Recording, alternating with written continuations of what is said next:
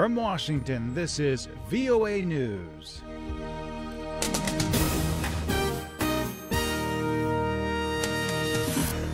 I'm Steve Miller reporting. President Donald Trump held a joint news conference with the president of Romania at the White House on Friday. President Trump spoke about his recent foreign trip and Romania's commitment to defeat Islamic State. Romania has been a valuable member of the coalition to defeat ISIS, and it's the fourth largest contributor of troops in Afghanistan. He also commended Romania's pledge to increase their contributions to NATO to more than 2% of its GDP.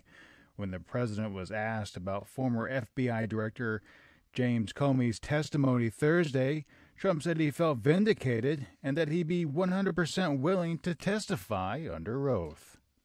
British Prime Minister Theresa May took a high-risk political gamble and lost, but May is resisting calls to quit. After visiting the Queen on Friday, she announced she would try to form a minority government supported by the Democratic Unionist Party from Northern Ireland. Our two parties have enjoyed a strong relationship over many years, and this gives me the confidence to believe that we will be able to work together in the interests of the whole United Kingdom. A year after the Brexit vote, Britain appears as divided as ever between young and old, left and right, and pro and anti-Europe. Turkish President Recep Tayyip Erdogan reaffirmed his backing for Qatar in its dispute with other Gulf nations. Erdogan said Turkey would provide food and medicine to help Qatar ease its isolation despite the other nation's displeasure. On Wednesday, Turkey's parliament passed legislation permitting the deployment of troops in Qatar. This is VOA.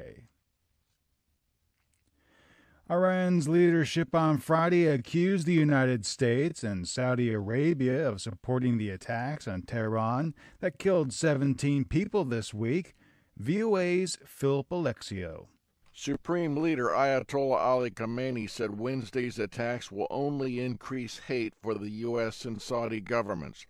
The Ayatollah made the statement in remarks of condolences for the victims. He said the twin attacks on Parliament and the tomb of former leader Ayatollah Ruhollah Khomeini will not damage the Iranian nation's determination. Extremist group Islamic State has claimed responsibility. Iranian officials continue to crack down that followed the attacks.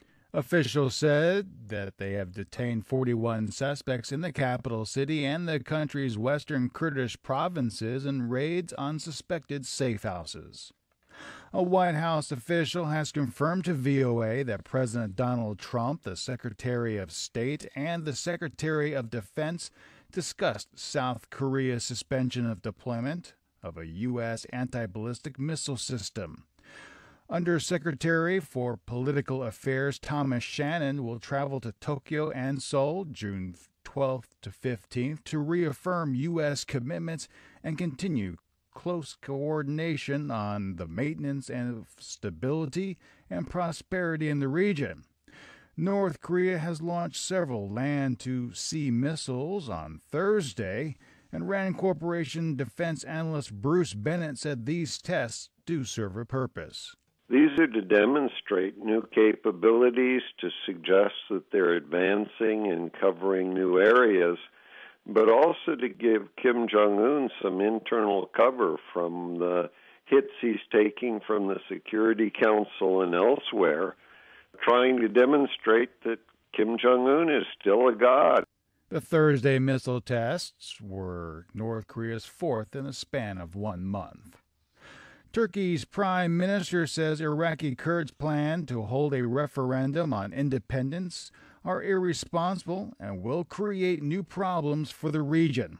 Earlier this week, Iraqi Kurds announced they will hold a referendum on September 25th to decide whether to split with the rest of Iraq and form an independent region. Kurds have long been called the world's largest group of stateless people and are spread among Iraq, Iran, Syria, and Turkey.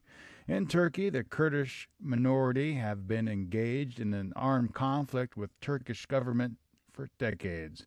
Ankara feels Iraqi Kurds' independence could fuel violence within Turkish borders. Drivers in electric vehicles embarked Friday on a week-long trek around Switzerland as part of a grassroots movement to fight global warming. The 7th World Advanced Vehicle Expedition Rally is the brainchild of an environmentally minded Swiss former teacher who wants to promote plug-in vehicles over carbon-spewing combustion engines. The rally takes teams over 1,600 kilometers.